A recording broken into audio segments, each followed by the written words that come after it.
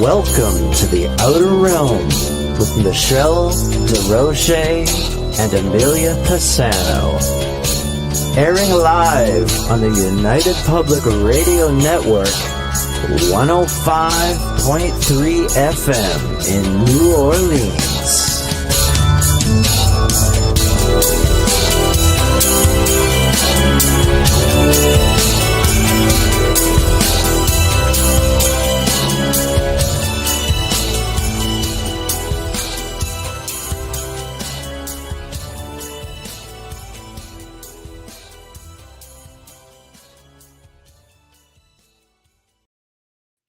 Good evening, everyone. Welcome to the Wednesday night segment of The Outer Realm. We are broadcasting live on the United Public Radio Network, UFO Paranormal Radio Network, 105.3 from the Gulf Coast, 107.7 FM from New Orleans. We're fully sponsored by the amazing people over at Folgers Coffee who have been a part of our journey for the last, I would say 5 years. So thank you, Folgers. Tonight is episode 500.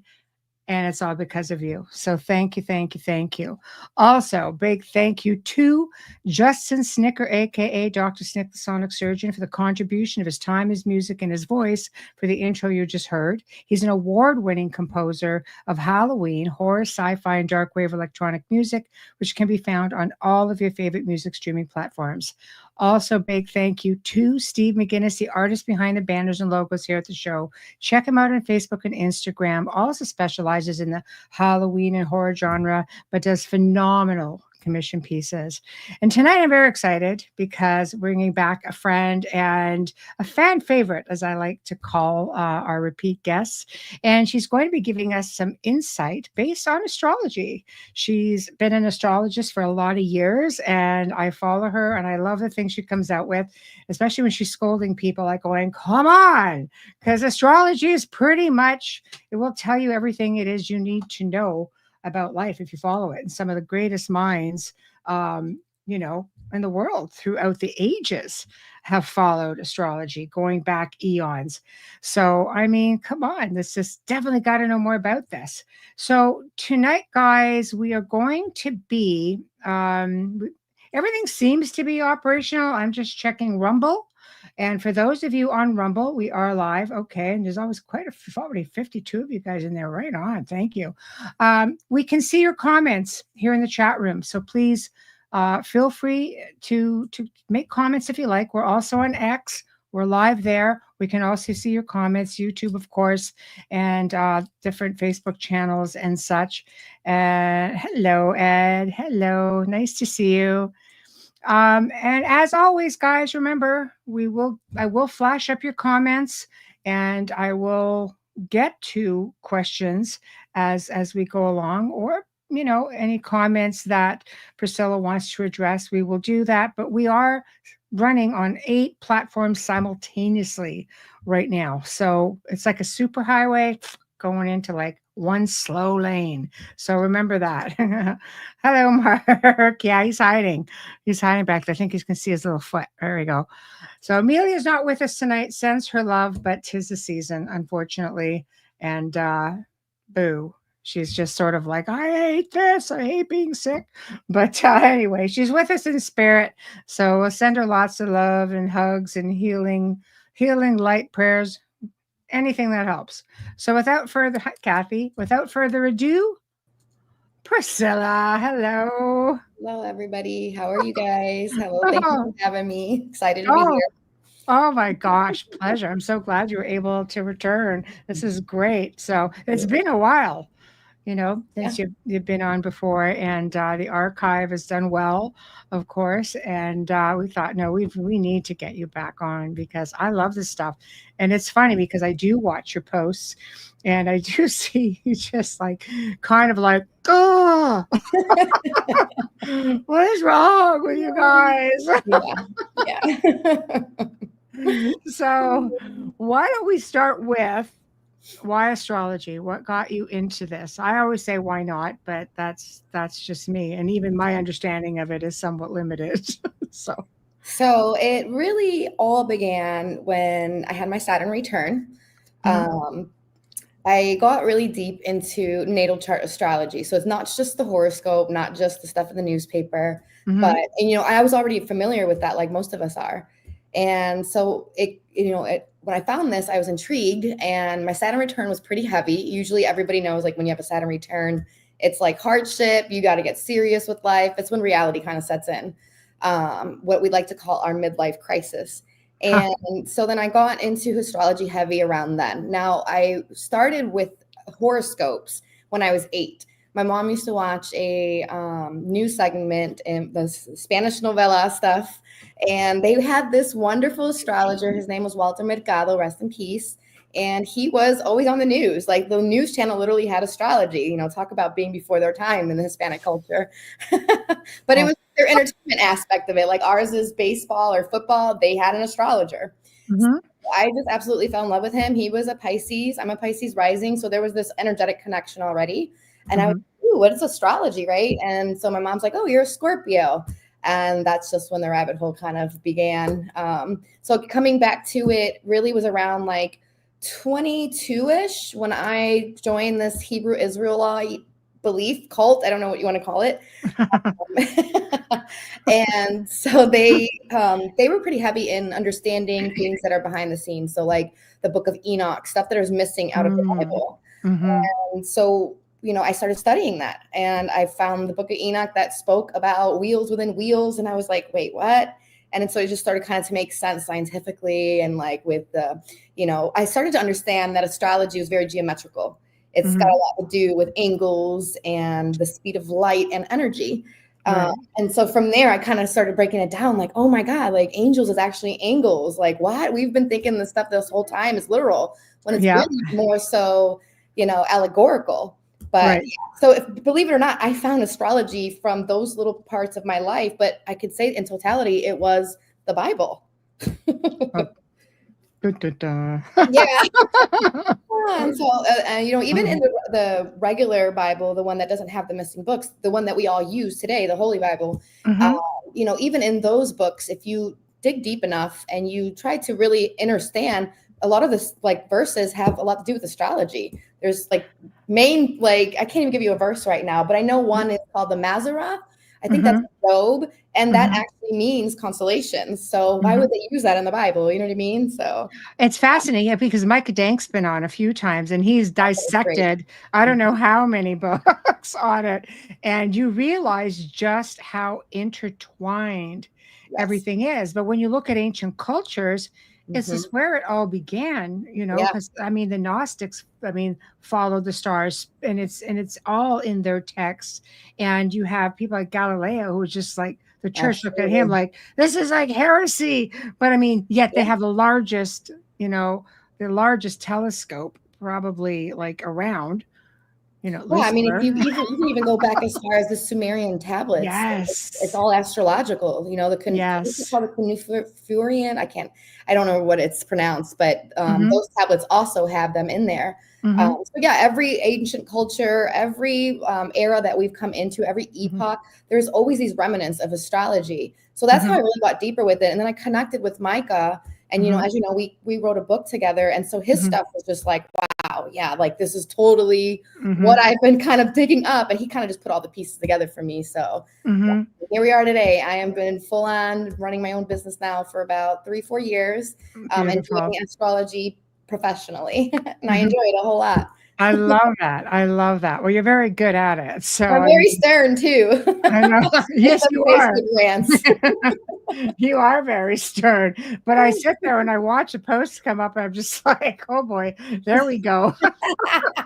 So, but I think it needs to be told. You look at how many people, for example, you get back even into, back into ancient Greek history. There were kings who would go to the oracles and look at the stars and get their read on, am I going to win this battle? Am I going to win this war? Absolutely. So many prominent leaders in the past, even in our more modern times, because was it Reagan? I think I think he had an astrologer, or his wife was into astrology, and so even our presidents use it. And I think J.P. Morgan, a Chase Bank guy who funded it or founded it, he also said a very famous quote that millionaires don't use astrology, billionaires do. So that There tells we you a go. lot right there, what's going on. No, I love it. It's exactly right. It's exactly right. So tell us a little bit about astrology. What exactly, what's its purpose? What's its use? So I believe that everything is written. I don't want to really go off and say it's like predestined, but there's things that are written in the stars, and we have multiple existence from my belief, my perspective. We've been here numerous of times, and every time you come, it's a snapshot of your soul when you take your first breath. So it's really when you become your own entity outside of your mother, because while you're in the womb, you're technically here, but you're also in another spiritual side, like another world, because you don't even know you're here. So you're in between both worlds then, but you're still in the earth. So I believe once you take your first breath, you become a part of your mother, you get this snapshot of your soul. So it's based on your first breath. And that's why the doctor's always like, time of birth, they write it down. And so it goes with you forever. And I believe the governments understand this, and they can kind of pick and choose and pick out who's who and what in society if we do have the understanding of reincarnation.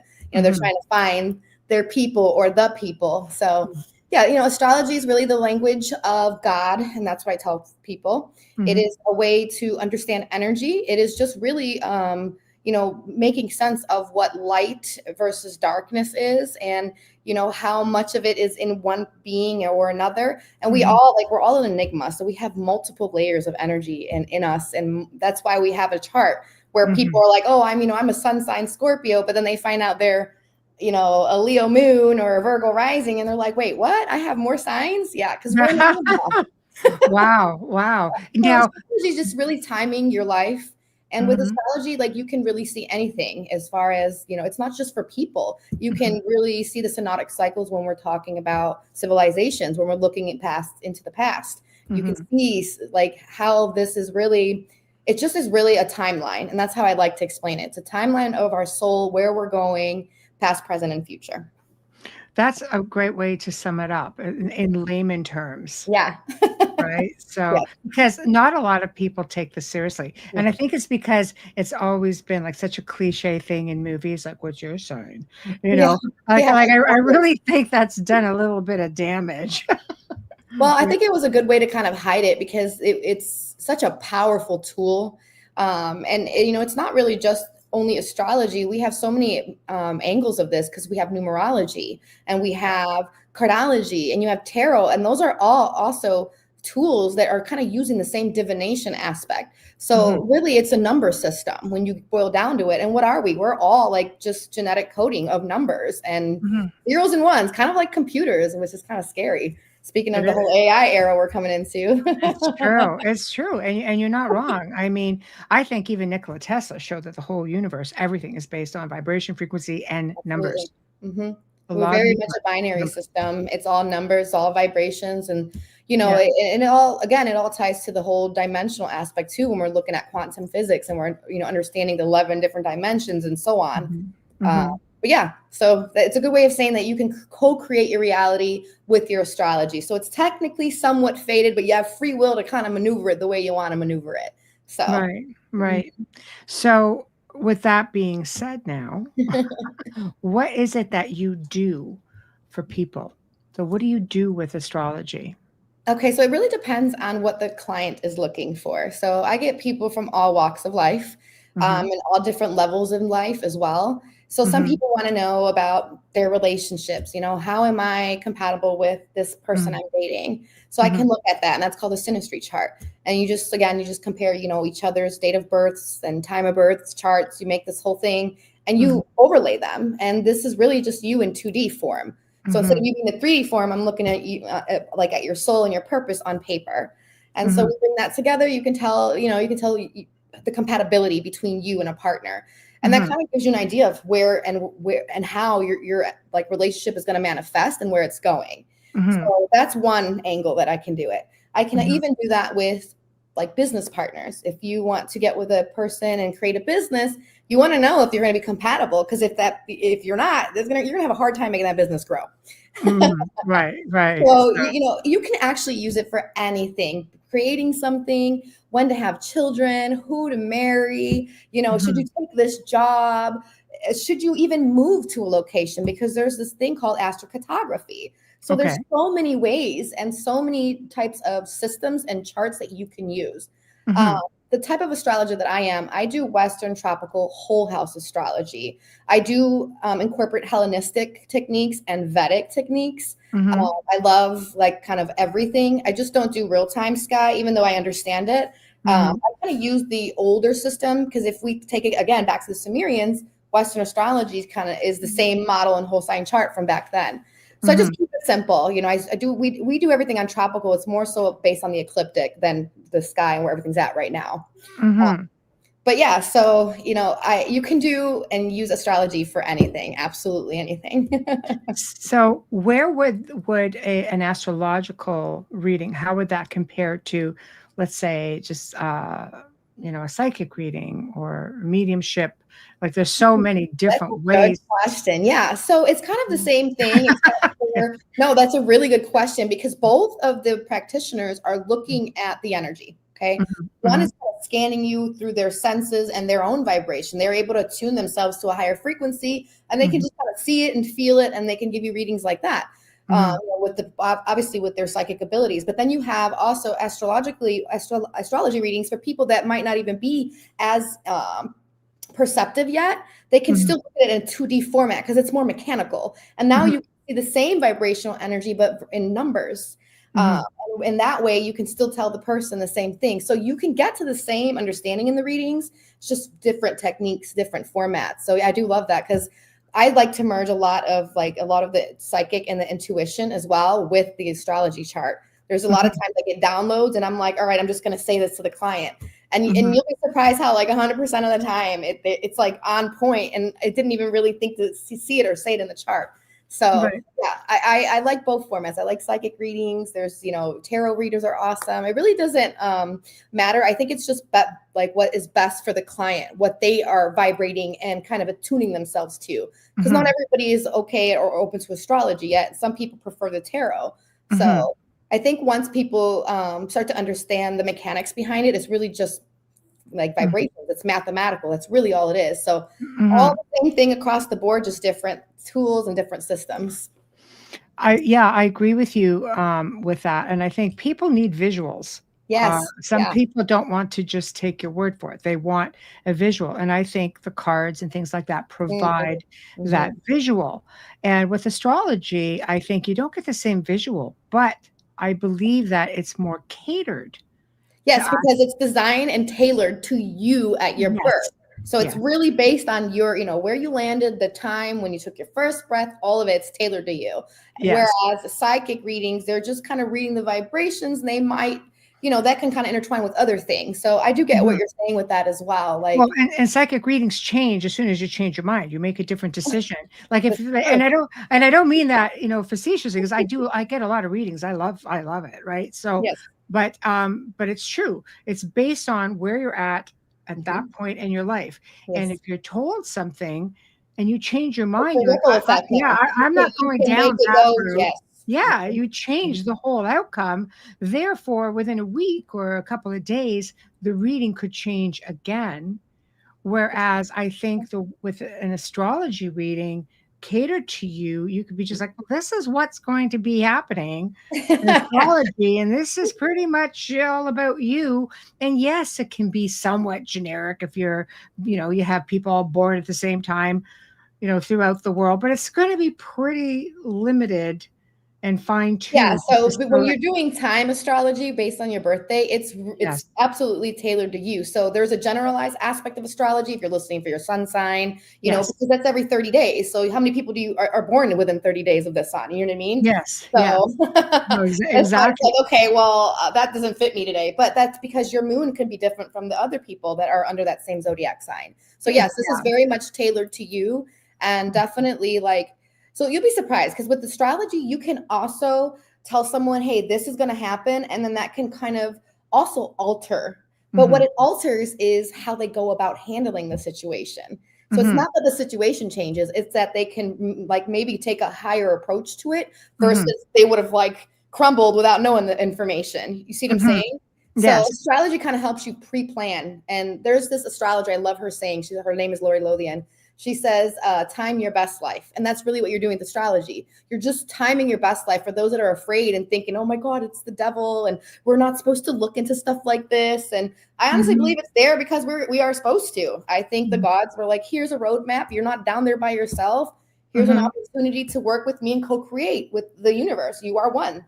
So somewhat, a language of the gods, a language of that is their language. Absolutely. Wow. See, and so that's all I do. I just decode the language that's happening in the universe. Right. It's the universal language. I like that. I like that. But I could see how, some people would be a little bit freaked out about that because we're conditioned. We're conditioned, in our schooling, in our faith, in our upbringing.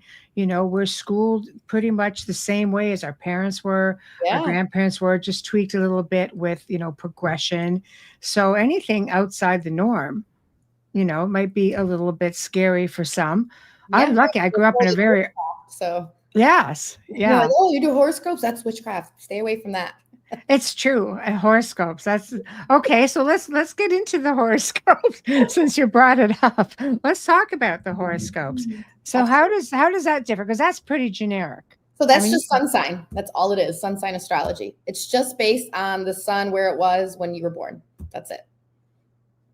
That's why so many people are like, oh, it made sense. It sounded like me. But the next day, oh, that doesn't sound like me. And it's because you have a moon, you have a rising, you have every other planet up there. So again, it's tailored to you. So not always will horoscopes be on point, but they give you kind of an overall generalized aspect of how life is going to play out for you for the month.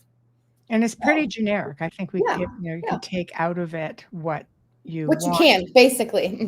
Because it's for you and however many other people are under that zodiac sign. Yeah, it was exactly. Millions. All on this date, all on this sign. So this is why we do astrology charts, because that now we're narrowing it down. We're taking it based on your coding when you first came here. Well, I have to say, and you guys will have to go back and watch the archive, because you did one for me on the first show, and you were bang on. Yeah, it was great. And I was a pup then. Yeah.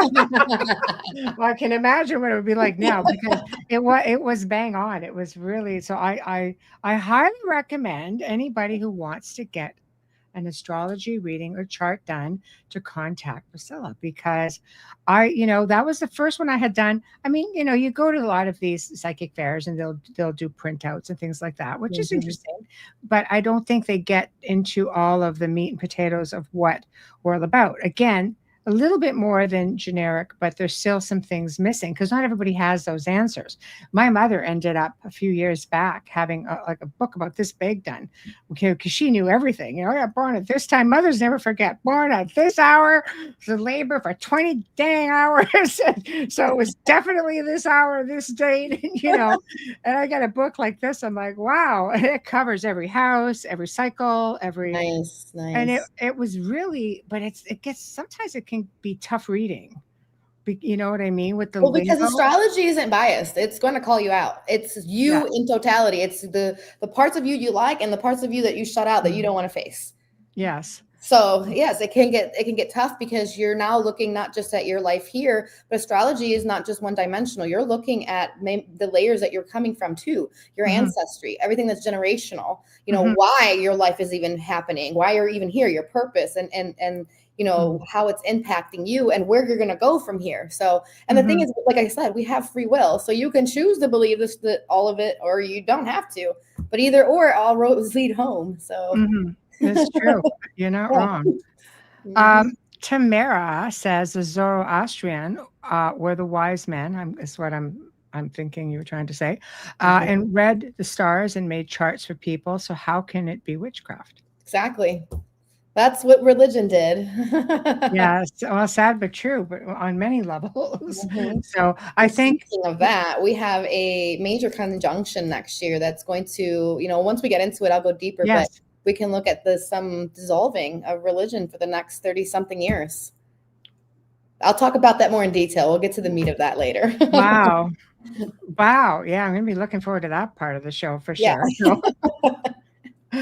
So, okay. So what about when you get into like esoteric side of things? How does all of that fit in? So So you mean like the occult stuff, right? All of it. Yes. All of it. Okay, so it's all really so crazy. Yeah. Okay, so going back to the occult and witchcraft stuff, right? This is, I'm accused of being a witch to Christians and stuff like that. Even though at some point in my life I was also a Christian. That's where I started. Like you said, we all are born into whatever your family's traditions are, the cultures, so on and so forth. So what occult actually means is just hidden. It's everything that is not seen, which I like to call that the Scorpio energy, because Scorpio deals with the underworld. If we get into the mythology, that's Hades. So it's everything that's like covered, everything that seems icky and ucky and scary, and the ghost and stuff like that. But it's not even what it is. It is just another layer of who we are. It's the what we would call the darker or the negative side of us. So you would think the yin and the yang, right? The 6 and the 9. That is just like a representation of that mirror effect. So, there's so many of this astrology. There's so much of this astrology that ties into even some of the stuff that like I see on your show, like ghost and like aliens and things like that. I love that stuff, by the way. Yay! But, I think we're starting to understand as like a society that we aren't the only ones here. We do deal with so many other beings. And I believe that was, if we get it back into the religion stuff, a lot of like the things that we call like demons and the jinns and stuff like that, that's all just what we are coming into the understanding of now. Really just other entities and other beings. So I think a lot of the stuff was hidden because it's always been there. And so I think we're now just kind of coming into that awareness and stuff. So I personally think all the esoteric practices, all the beliefs of the occult stuff, it all merges in with astrology. Astrology kind of just is like the basis of it. And then everything else kind of spreads from there. So, well, yeah. I mean, you get into the Bible, it even speaks about, all of it. I mean, Ezekiel's wheel, that's a big one. And that's right in there. There have been many ancient paintings going back through the last hundreds of years that depict UFOs and crafts and different types of beings. I mean, they're all there. I think so much of it is it misinterpretation or mistranslation? Yes, or I think it's both. I think it's a little bit of both. I think it's also a lot of fear from the years and the eras of indoctrination. We just started getting more and more closed up, more afraid of what is behind, in the darkness. And at the end of the day, it's what we're starting to really come to the understanding too, that it's always been there. It predates us. We can go way back into ancient times. Like you said, it's on the walls of Egypt and the hieroglyphs and all that stuff. So I mean, it's always been there. It's just we are now being awakened into it. We are coming into this era of Aquarius. And by the way, Aquarius rules UFOs. Uranus and Aquarius rules UFOs, aliens, all the weird and the unique, out of the box concepts, and anything that's just different. So we're going to come into 19 years of really seeing more of that, especially with Pluto there, because Pluto rules the underworld, which is the ghouls, the ghosts, the demons, the aliens, all of that. Yes. But see, that's something else that's hidden in plain sight. Like if we talk about, the age of Taurus in ancient Egypt, when they had bull worshiping, I mean, there are sarcophagi that are so big that they would mummify and put bulls in there. I mean, this was bull worship. And then we get into the age of Pisces. Just look at the Pope's cap, which is the mouth of the head of a whole fish up there. Yes, I know. It's got a lot to do with the symbology and the symbolism. And I don't think people recognize that. If they were really just to see through symbols and through vibrations and numbers, they can really start to understand what's going on. And there's nothing to be afraid of. We're just moving into another era. I know there's a lot of people thinking like it's the end of times because of what all this chaos we're coming into. But it's just every time we're switching every, 21, 60 years into a new constellation, we go through this. We go through these phases of shifting into what archetype is belonging to that sign. So like you said, we had Aries, which was the bull, we had Aries, which was the ram stuff. The bull was Taurus. Yes. Pisces is now we're dealing with fish, which is the church. And Pisces rules religion. It rules spirituality. So we had 2160 years of all these different religions that emerged during that time.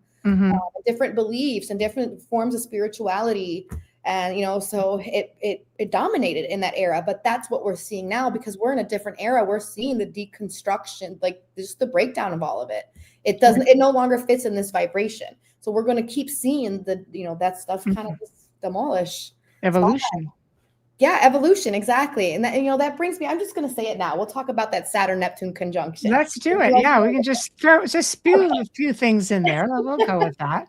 So it'll be full on in 2026, okay? We have a preview of this Saturn-Neptune conjunction next year in 2025, but then it retrogrades. As you know, all the planets go forward and all the planets have it's not just Mercury. Mercury just screws up your life because I'm living that moment right now. Yeah, we are in Mercury retrograde. I know, for another few days. We've been in Mercury retrograde since November 25th. So, and we've had a 1 week of shadow before that. So since whatever days before that, since then we've been having like just chaos. But Mercury kind of affects you personally more so because it's a personal planet. The reason why it's a personal planet is because it's closer to the sun. So anytime a planet is close to the sun, it is actually what's happening in your personal world. Okay.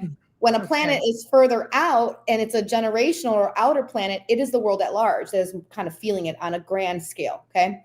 So when I'm talking about Neptune and Saturn, these are planets that they are ruling over the entire world, everybody as a whole.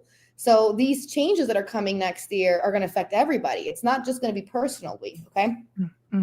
But so next year, both of them, Neptune goes first into Aries, okay? Neptune deals with like dissolving things. It's very deceptive. It's a fog. It's very confusing energy. It could be energy that deals with like spirituality. It deals with religion. It deals with places that we can't see. So prisons, asylums, places of worship. And since Neptune is the sea god, it's a water sign, or it rules over a water sign, Pisces. And this is the higher octave of Venus. Okay. Now, Neptune wasn't discovered until like I don't even remember the year. 1989, around that time, I believe, is when it got discovered. And so is that correct? Hold on, let me make sure so I don't like lie to you guys. No, sorry. Yeah. So at 1880 something, Neptune was discovered, right? And when they were discovered, Saturn and Neptune were conjunct. Okay. And so this brings us into a more futuristic type of energy because Neptune, Uranus, anything past Jupiter, and which is the Kuiper Belt, is all future planets. They were all discovered like not too long ago. Okay. And the reason why is because of our consciousness evolving. As we evolve in our consciousness, space evolves. So we find more and more and more things up there. Okay. So we found these other planets, Neptune and Saturn. And when we found it, they were conjoined. Now, why is that important? Well, during every time that they conjoin, something major happens for the world at large. Okay. And during one of their conjunctions in 1989, that's when the Berlin Wall crumbled. Okay. And the reason, like if you think of the Berlin Wall, it's solid, right? It's a wall. And that's what Saturn rules. It rules boundaries. It rules, barriers. It rules like staying within the box and structure, and it rules governments. Okay. So it's that kind of explains why that happened with the Berlin Wall, because it was time for that to, dissipate. And what does Neptune do? Neptune dissolves things. So when them two were conjoined and the Berlin Wall fell, what do we see? The dissolving of the wall. It's Neptune and Saturn. So when you're dealing with astrology, it's all symbolic. You just got to know how to interpret it to understand the language. So we have this conjunction coming again. And we have this in 2026, but we have it at the 0 degree Aries point, which is the world axis point, which is why it's the world at large. Okay. So my concern with it, to not get so dark, is that when Saturn conjoins, it rules governments. Okay. Neptune rules religion. So now we're looking at political and religious themes. Saturn is the end of things. It rules time. Okay. It also rules like tyranny. It rules like an iron rod. It is the powerful people in society, but it's the outdated aspect of society. It was when it's tied to tradition. So it's tied to Saturn worship, right? Yeah, like Saturn worship. Exactly. Yeah. And so we see a lot of that with a lot of different religions too. specifically what's like the Jewish people. Jewish people believe in that Saturn worship, right? Yes. Or Saturn in general. And so that is like, that's a great example, by the way. Yeah. So, but Saturn also rules governments too. So it can speak to political things. And so next year, I think we'll see a phase and a start of like religious and political issues because Neptune wants to come and dissolve. It wants to, remember, it's like, it wants to fog it out. It wants to dissolve it. It wants to get rid of it. And, Saturn is like, it's like stone. It doesn't want to be knocked down. So if we look at it from that point, we'll see like there's going to be some things with political people, obviously. And then Neptune also rules like cameras and Hollywood. So we will see a lot of karma, since Saturn is karma, to celebrities, which we are already seeing so much of it now. And that you can thank those aspects that are coming, because once they conjoin, they put this energy out there and the world has to play it out. So that's another way to look at it. Like, we are the stage, the luminaries, the planets, they're the lights, and it's like lights, camera, action. Here we go. We're the actors on the stage. And that's how it is. So, and that's our script. What's happening is the script. It's the old term, all the world's a stage. So yeah, exactly. The scene is set and we're the players among, And so all an astrologer is doing is looking at these energies, and they're able to tell you the script of the next month, the next 6 months, the next year, the next 10 years. I mean, we can go so far back because of this thing called synodic cycles. I can look 100 years ago, and if I can see the correlations and, the cyclical aspects and how they kind of correlate from there, I'm able to be like, all right, well, this is what happened then 100 years ago. It's a possibility we're going to see something like this as well. So, and a lot of the times the predictions are like, pretty accurate. It's cool. Right. Yeah. So I love it. Yeah, me too. Like, you can do it with people one-to-one, but you can also be, a mundane astrologer and do the world at large. So I predict that astrology will be the new way of telling the news in the future. It will be astrology. It will be gematria. It will be numerology. It will be things that deal with binary codes and numbers and systems, because it's closely related to how the AI aspect and things work. So I don't think people realize that. Like, computers are our brain is like, the computers are made based on how our brains are made, the motherboard of a computer. And so like, it's the same thing that's happening. So we're really creating a sentient type of being, but we won't get into that. No. Well, that's Elon's got us there. I know we could go down a whole other road with that. Quick question from Tamara. Do you believe that there's a sun behind our sun? I've heard this before, and I don't see why it wouldn't be. I mean, the universe is so vast. Well, who knows what's up there? I know we are just seeing our galaxy, but there's millions up there. So yeah, of course, I believe there's millions of suns just in different galaxies. Yes, that's what says sunset at the Arctic pole has moved. Yeah, so this is the pole shifts, and we get that every 12,000 years, and we're actually coming up to this real soon. Nobody can really determine exactly when. We have a lot of people guessing, but we're very close. And unfortunately, when we have pole shifts, we see cataclysmic, or however you say that word, events, catastrophes. So, that's not fun. And we saw that a lot this summer with all the water damage. And, you can think that Neptune being in Pisces and with Saturn there this year, Neptune rules the ocean. And so Saturn since it rules time and death and karma, we're seeing so much karma with water this year. And so next year we will start to see that kind of change. My fear for the next 35 to 36 years, I won't say fear, but just what I think that we should kind of really be focused on, is that the Saturn Neptune conjunction, it really activates a new phase for the world at large, being on the world axis point. So it's completely a new stage for the world, but it's a 35 to 36 year, movement aspect and change. And since Neptune rules the ocean and it's moving into Aries, Aries rules hot. It rules anything that is, fire. So, we can see the ocean get hot and start to evaporate. And that's kind of one of my fears, is that we can see, less and less and less in water as we move forward. So hopefully we get that together as a collective, but that's something to look into, because, Neptune dissolves things, and in Aries, And how long does that sit? And like, I mean, we have 35 to 36 years of that. So it could take up to 30 years and we're like, oh shit, like the ocean's gone. Maybe we shouldn't be doing this anymore. But, you know, a lot of things really is kind of out of our hands. And you can probably say that's because of this pole shift. Everything is, you know, moving around and it disrupts Earth. Yes, yes. Kason, hello. What's this big thing people are talking about happening in 2025 astrology-wise? Is it real or a hype? Well, it depends. There's so many big things happening in 2025. What angle you want to go? We can go governments. We can go Trump. We can go celebrities. Tread like cautiously right now. Like, tread cautiously, but yes. I'll say this much.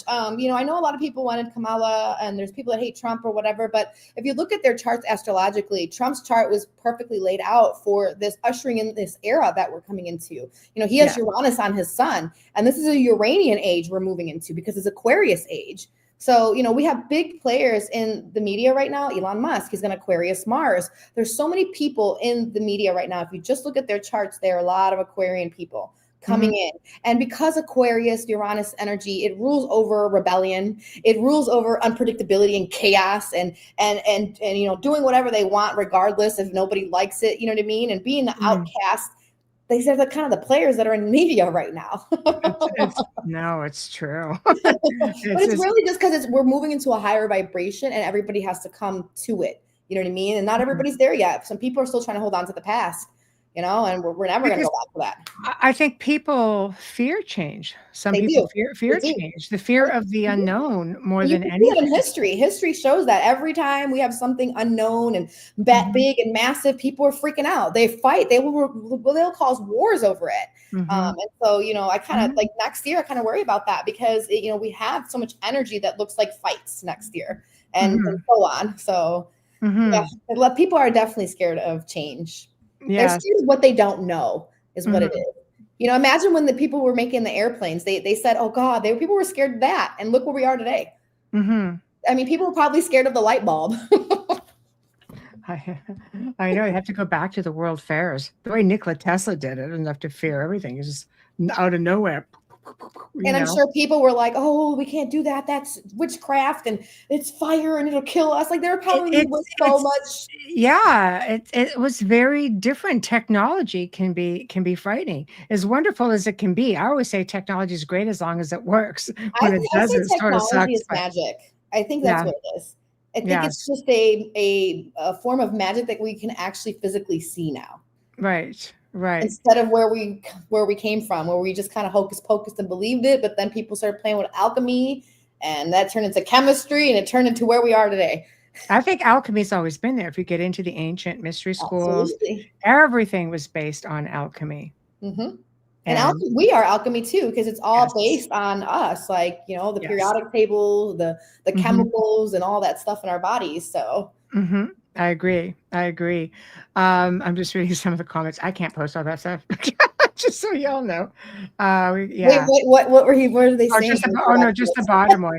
It goes, we might have to reincarnate after we die, come back and say, yeah, we messed it all up. I had a few choice words. I'm just going to be. This is going to sound crazy, but I believe that. I believe we've already done that in Atlantis and Lemuria. I believe we've done this several times and we keep messing up and having to come back and start over. Yes. And how about the whole Tartaria thing? What are your thoughts on Tartaria? Oh, so I believe that's in a different dimension. I believe that's that's 5D dimension. Yeah. And so I believe that's where we actually originate from and where the Garden of Eden is. Well, what's funky is that there are still buildings out there that they figured, though we didn't build them, we uncovered them. Yeah. So a whole other thing. I know. I keep promising I'm going to do a show on it. I will. It's just please. I would love to watch that. It's a lot of research.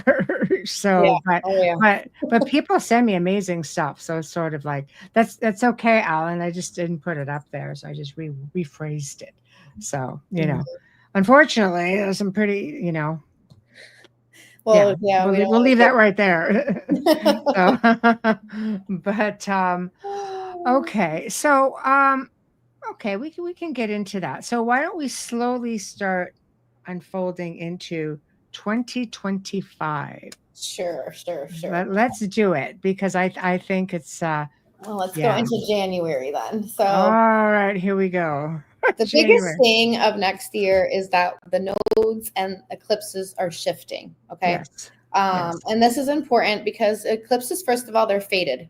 Whenever we have eclipses, sun or moon eclipses, whatever, they represent a wheel of fortune. So they just get like a reshuffling and things change. Things come in your life, things come out. And they rule over everyone because everybody's under the eclipse. However, the eclipse is more prevalent and more prominent depending on what area geographically it hits. Okay. So like for us this year or last year, this year, 2025, we had the eclipses from last year hit us here in the United States in Texas, Florida. And what happened in those states? It was crazy this year for them. So it was. Yeah. Yeah. And so it's always important to also on a geographical level, like know where these eclipses are happening because they can tell you so much. Avoid this area around this time. Like, I know. Waiting for January, that's one of the big things. We are moving from Aries to Libra node points to Virgo and Pisces. The North Node will be in Pisces and the South Node will be in Virgo. The North Node astrologically represents the head of the dragon in mythology. And it just means it's the direction that everybody is going to be aiming towards or heading in, okay? And the South Node is everything we're going to leave behind and purge out. So with that being said, the South Node will be in Virgo. My predictions for starting next year for the next 18 months is that jobs and work, anything with that is going to change dramatically. What's going to happen? I have no idea. It could be digital things for sure being incorporated, just a massive shift. And the reason for that is because Virgo rules over work and jobs and things of that nature. The common folk, the people that go to work day to day, that's what Virgo rules over. And so we'll see major letting go of things that have to do with jobs. I predict that next year there are going to be a lot of people, even though we see in it now, the rise of this, but there will be a lot of people really trying to figure out their own businesses and self-employment because of where the economy is going. All right. That's the first thing. The second thing with Virgo is that it rules over health. It rules over pharmaceuticals and things like that, both the Pisces and Virgo axes. And what do we see going on already as we're edging into 2025? Because we've already had an eclipse in Pisces. So, and that was in September. And since then, what have we seen? So much chaos with healthcare, hospitals, the CEO guy, what just happened to him recently. You know what I mean? And so we're going to see an influx of those kind of stories. I do believe because Saturn is still going to be in Pisces during this time, it's going to be going back and forth. We can see a lot of like political and like legal aspects happening because Saturn still does rule like the iron rod. He was and is one of the gods of this world. And so he does like he exalts in Libra. So he does represent justice. He represents karma. So they're going to see a lot of that with like the pharmaceutical companies. That will be real prevalent in the news. Okay. With the North Node in Pisces, we're going to see a lot of dissolving, I believe, like we've been seeing with like borders.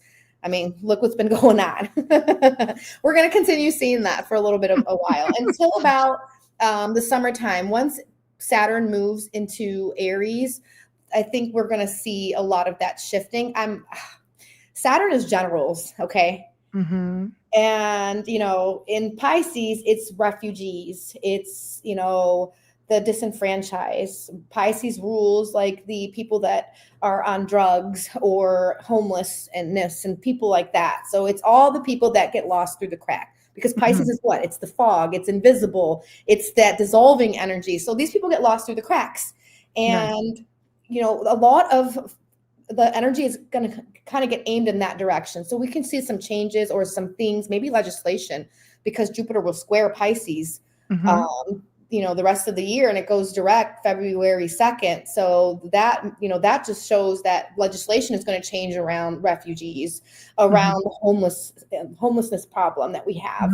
So, that's going to be major next year. When we come into the new year, we have Venus entering into Pisces, and Venus rules legal aspects. It rules harmony. It rules balance. It rules relationships of all kind, business, romantic. It rules all of that.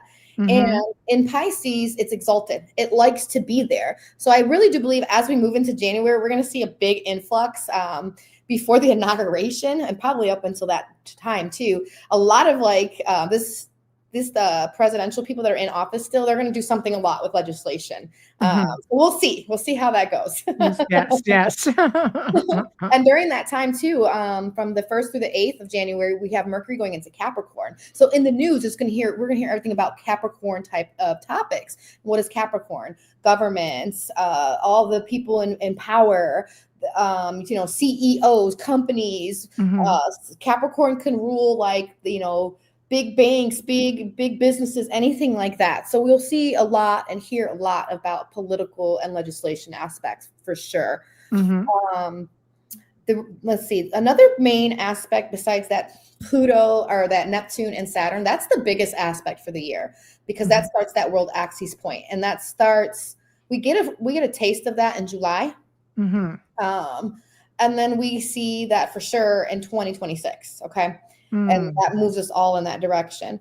Another major thing that we're going to have next year is Uranus is going to move finally out of Taurus. It's been there for almost 14 years. Wow. And so it's been disturbing and disrupting things in Taurus, which is money, our real estate, which is property. And that's everything we've been seeing. We've been seeing everything chaotic with our food, our agriculture, because Taurus rules all that stuff too. So the chaos centered around that is going to start to die down, thankfully. But then we'll have Uranus move into Gemini, and it likes to be there. It's an air sign, and air is all mind. It's all mind, learning, education, speaking, traveling. So I do believe like next year we could see changes in how we travel. New ways, new things coming out that are going to like shock us, because Uranus is the nature of shock and surprises. And it's very like ingenuity type of energy. It's about like genius type of inventions and stuff. So, so who knows? Maybe Elon's got some new travel stuff. I was going to say, yeah. Teleport, press a button, I can go somewhere else. Hopefully it's that sort of technology. Well, it's all air travel too, because Gemini rules the mind, which rules is air, and so does Uranus. It rules the sky. Uranus is in mythology, and he is the grandfather of Jupiter and the father of Saturn, and he was the original ruler of this earth. Okay, he's the one that's married to Gaia, Mother Earth. Yes. And so he rules the sky originally, and he's going into an air sign. So I mean, air travel is going to shift. I don't know how or what, but we're going to see some crazy stuff. I had made a post, I think it was last year, about like seeing flying cars in 2025 and 2026. So let's hope that happens. That'd be really cool, or at least hearing about it. Yeah. No, I like that. Our education system is going to change drastically too, because Gemini rules children and it rules learning. It rules elementary level learning. So we can see so many changes next year with how our kids do and deal with school. Because again, Uranus is futuristic. There's some futuristic type of changes with it being air, being more technological in the mind. Hopefully our kids aren't on AI stuff, but they might be, or those, what do you call those Google Glasses thing to do school? Right. Yeah. All right. Projection. Thank you, Alan. That was nice of him to say. Air travel will change into space. Maybe. See, and I thought about that too, because Uranus doesn't just rule the sky, it rules space. So, maybe we will start to see us really going into like the, Well, SpaceX is going crazy. So, I mean, they're just popping out satellites like every bloody week almost. Kaysen says, is it a case that if you're doing negative stuff, it's going to amplify? If you're doing positive stuff, vice versa? Awesome question. I love this question. Okay. Next year's a 9-year. All right. Yeah. 9 in numerology deals with completions. Okay. So, next year you're supposed to be kind of finalizing everything that you've been holding on to from the past and getting rid of it, because it cannot come with you into 2026. So look at it as that world axis point that gets activated in 2026 is a fresh start. So you want to be releasing things instead of accumulating karma, because whatever you hold on to is going to go with you for the next 30 something years, 19 years with that. So you don't want that to happen. Right. So yes, you are in a next year, you could say, I won't say it's so much karmic, but it's ruled by Mars. So it's more so about initiating, starting new things.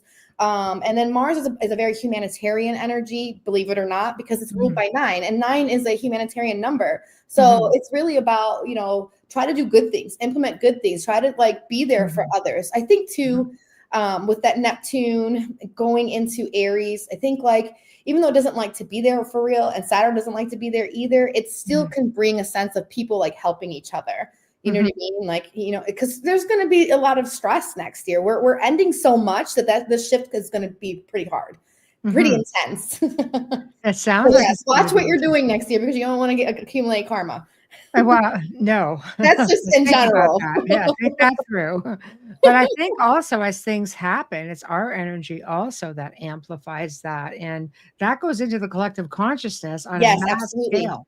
Well, that's what Neptune rules too. Neptune rules the collective consciousness because it rules dreams. So right now when it gets closer to Saturn, it can make things real. So are you fearful? Or are you going to co-create? Are you going to, be a source of good energy, or are you going to be a weight for people? So it really is going to be dependent on what you believe and your faith. Neptune's the sign of faith, it's the planet of faith. So totally agree with that. Now listen up, people. So, oh gosh, okay. Yeah, so it's all about how and what you believe. Obviously, not everything happens under Neptune because it can be delusions too. But for the most part, we have an opportunity from next year until, 2026 to make things real in your life, what you want to make real. And so a sign next year that it could have both effects would be Cancer. And the reason why I say that is because the number 9 doesn't like Cancer. That's its opposite energy. Cancer is the number 2. Interesting. Yeah, so Cancer people, listen up. It doesn't mean you're going to have a bad time, but just listen up because you're going to have a lot of challenges next year. Whether you're sun, moon, and rising, or if you have planets in Cancer, being that you're in the energy of a 9 year, it's going to be a little bit challenging. Your number is 2, and the number that doesn't like, that number is 9. So we're in a 9 year. So you're in a year that's going to definitely bring you a lot of challenges, a lot of changes in your life. But again, if you use your ingenuity, you use your Martian Aries energy of not to be afraid, having courage, because Mars is the energy of courage, taking action, building, because Mars likes to build just like Saturn, you can really move ahead, and another reason why it'll be challenging for them is because that Saturn-Neptune axis point will be squaring Cancer. It's a 90-degree angle. So it's literally a year of like challenges. However, Cancer, you have Jupiter in your sign from June all the way until next year. So once Jupiter goes into your sign, you have an energy of protection. So it's really just the first couple months of 2025 that's going to be really, really challenging for Cancer folks. So, of course, look at your chart, see where that's at, because you can have different areas of in your chart that aren't the same as someone else. So don't just depend on your I know some Cancers, and it'll be frightening if that goes worse. Wait, what's your sign again, Michelle? Oh, I'm a Taurus, thank God. Taurus. Oh, so all that chaos you've been experiencing from when Uranus went into your chart is going to go away. But the good thing about Uranus, it taught you a lot. It changed your consciousness. It up-leveled you so much. It brought you so much insight. It broke you out of old or maybe stuck patterns. Staying in barriers, you were able to kind of just break out and be in like a genius with how you pivoted and how you moved in your life. So it's not my mistake also that you're on the internet, because Uranus rules the internet. See. Yeah, hold on, that's what Kat says. Yeah, booyah, I'm a Taurus too. No, but you are bang on with all of that, with reflection and growth. And I mean, if I don't know, can I be more aware? I could be more versed, but the awareness just keeps. Yeah, Uranus is like the I always look at the picture of the mad scientist with the big head. Right. That's what I think when I think of Uranus, because it is like this genius energy. It can seem shocking. It can seem very rebellious to other people, very unpredictable. But that vibration that you were under, you were very sure of yourself during that time. And so you were able to break out of things, even if it was disruptive as hell. Like, that's what Uranus does. It disrupts. It's disruptive also because as a Taurus, as you know, also used to being in control and wanting to control. Taurus does not like everything. No, it's fixed. It's a fixed sign. It likes comforts. It likes peace. They want to chill. They're like, there's problems. There's fights. They don't like that. So then I need to control it. Yes, if it's happening, I want in. And with Uranus, it probably was hard to control it because it was so unpredictable. Yes, that's exactly right. So that's what it taught you. It taught you to kind of just let go and let things kind of flow and just kind of work with the energy. But it also taught you how to be like ingenious with how to fix problems too. Yes. Yes. Instead of avoiding and evading, you were like, all right, let me take this on. I got no choice. I got to take it on. So yeah, I got we're it. out of that energy now as of next year. Uranus goes direct the end of January, and then it moves into Gemini, and you no longer have to deal with all that freaking chaos. You're done with that. Alrighty, honestly. Guys, I will get to all your comments about your signs once we've gotten through the 2025 thing, because people are like, what's going on? I'm this, help. Book a reading, guys. I'm pretty reasonable. I love doing these. I'll give you a whole hour video. And it's recorded. I love it. You can go back and references. Well, yeah, a lot of people like that because they can go back and be like, wow, she said this 6 months later, it happened. Like, yes, no, it's true. It's true. So all of this makes complete sense for me because I just lived through it.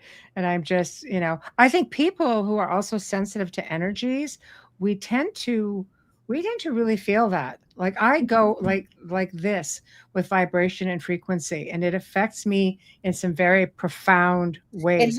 You had it double time too now during that time when Uranus was in your sign, because Uranus rules the energy of vibration. It literally is vibration. So you had it intensified when it was sitting in on your sun. You were really feeling different energies, and that probably had been hard. It makes you feel a little hostile. Priscilla. Oh yeah, it really does. Yep. Exactly. So great way to describe that. Don't anybody mess with me today. Well, you think of electricity, that's what Uranus rules. And if you like plug it in wrong, you get shocked, right? So that's kind of the energy you were under.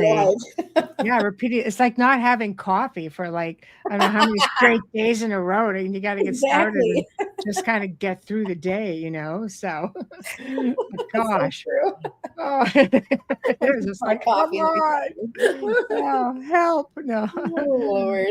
All right, girl, let's take it. We'll keep going, and then we'll get to everybody else in here.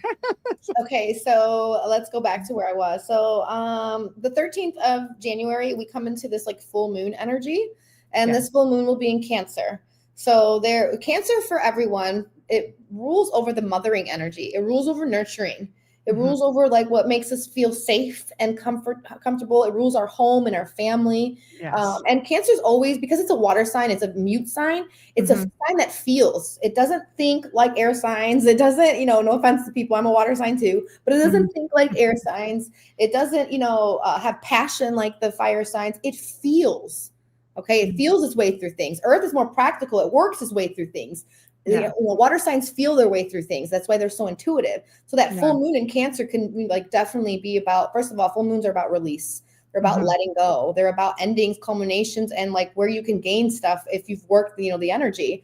And so that full moon in January, it's like, it brings up things that have to do with home and family. So, I'm hoping, because that is literally like a few days before the inauguration. And I'm just like, gosh, like, how is this all gonna, because people are going to be emotional whenever something's full, when it's in the moon, it's all about emotions.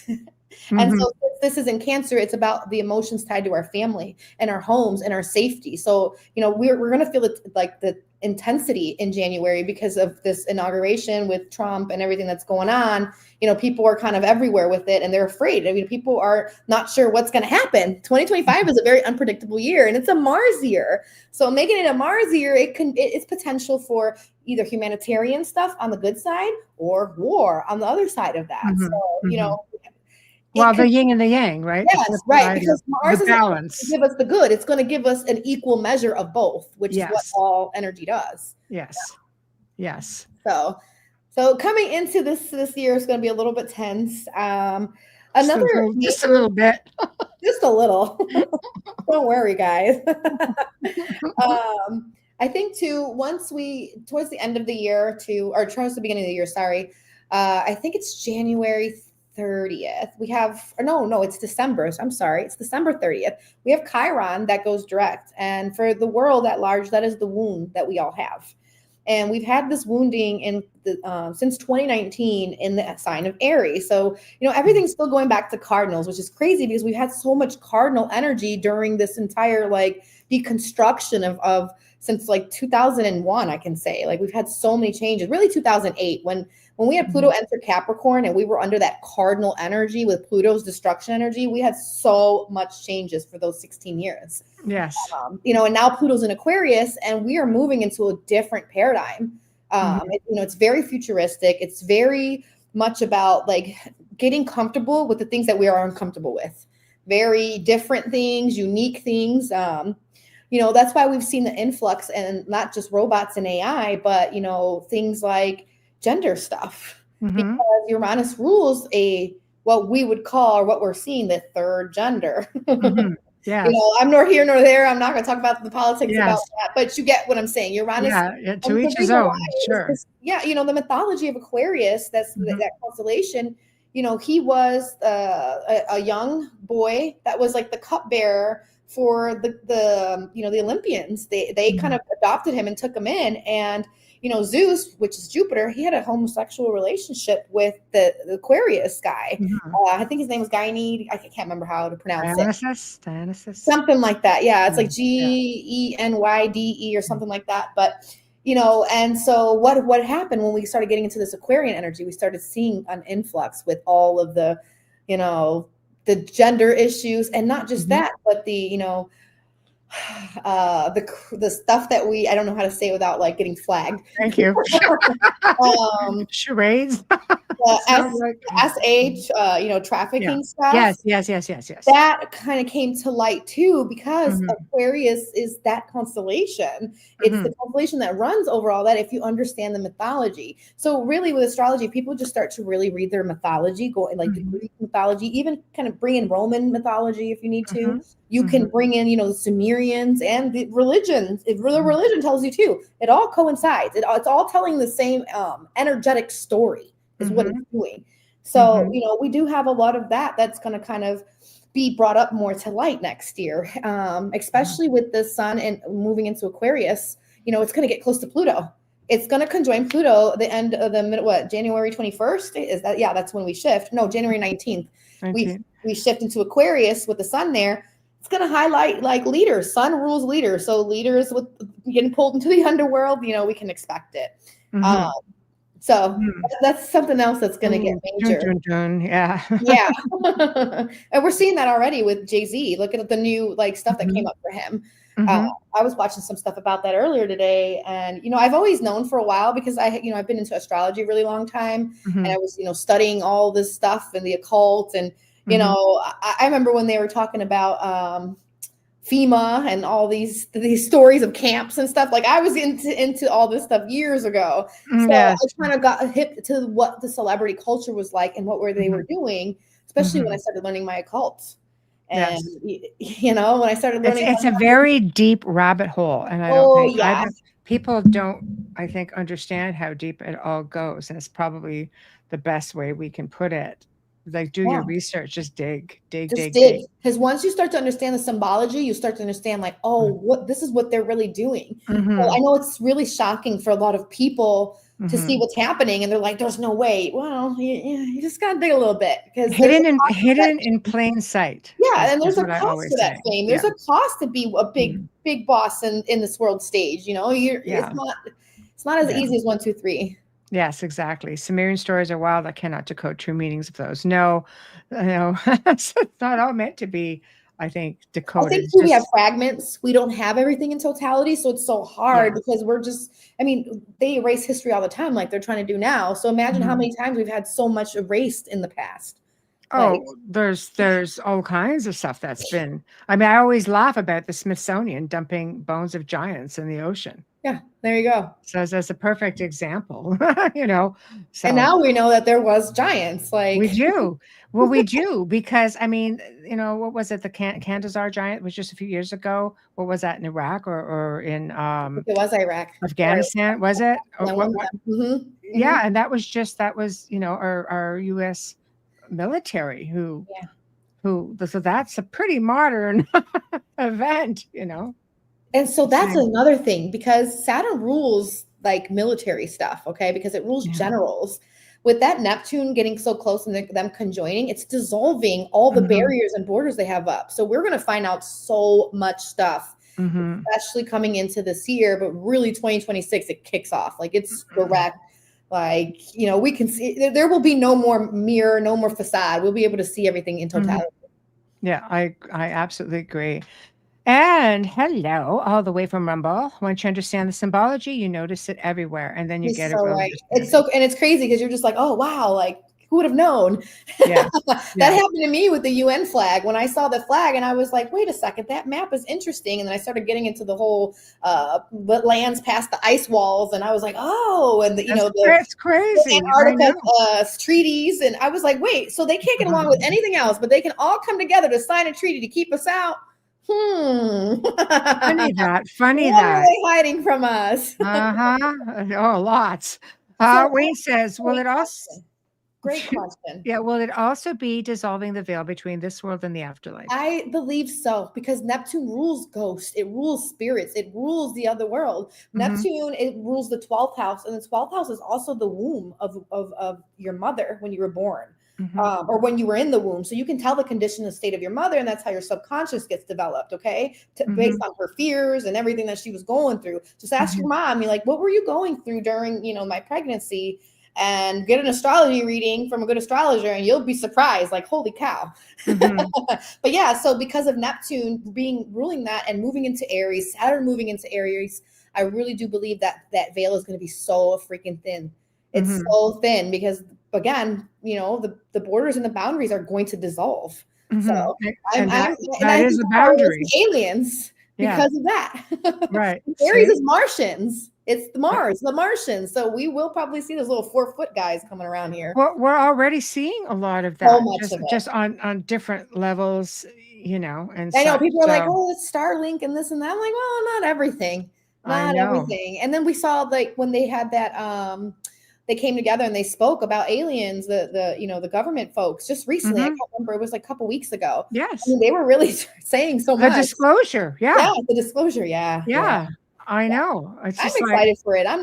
People are like, oh, it's to be scared. I'm an experiencer. So we as experiencers know that this has already been going on. It's just sort of trying to put it out there, because I think you get a lot of situations where how many people are being made to feel really silly, like, no, it's not a thing, but we all know it's a thing. I think too, people don't realize, like, there's people that have had like sleep paralysis, or they've had visitations of aliens in their dreams.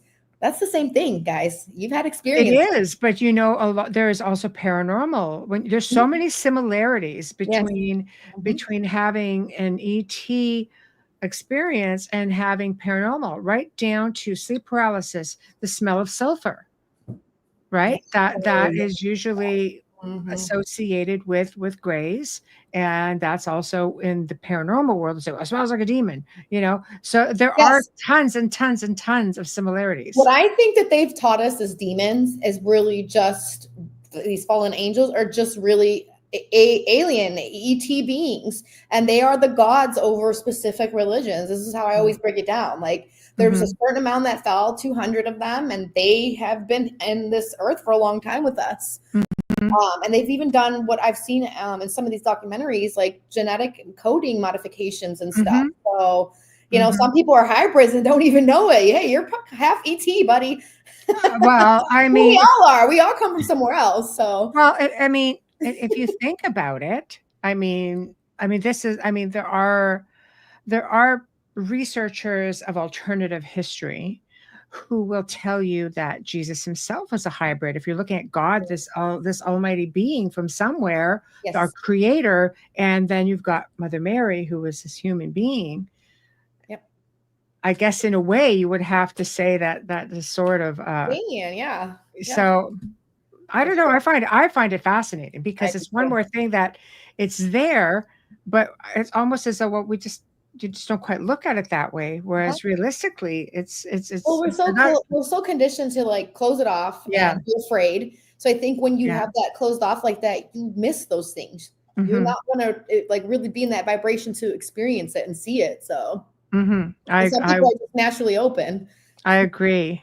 For those of us who have had apocalyptic dreams, which they say some abductees, contactees tend to have these apocalyptic dreams, but it goes, we're also having traveling dreams, which I agree. yeah, the traveling dreams is very interesting. Right. The astral projection, all that. Yeah, that's really cool. Mm-hmm. So much to it because we just like I always use the example of, putting the car in the garage at night. You don't sleep in it. So when Yeah, you go to bed at night, the physical is what needs a rest. It's not your essence. yeah, You go absolutely. out, you do things, whether you're astral or whether You're roaming somewhere, you just don't remember. I know when you come back and you're dog dead exhausted, you're trying to figure out why. It's probably you playing out your other lives in your other dimension. Yes, exactly. But you have to put Exactly. this body to rest so you can jump into the other body and play the other dimension. Yeah, I know. Exactly. I wouldn't doubt that at all. Okay, so where are we going next? All right, so let's see. We got Uranus direct. We talked about that. That's the end of January. That will move into Gemini. So we talked about how it's going to change education, how it's going to change travel, how it's going to change communication. Neptune, I believe, is ruled by YouTube. So YouTube is going to come into some major changes next year.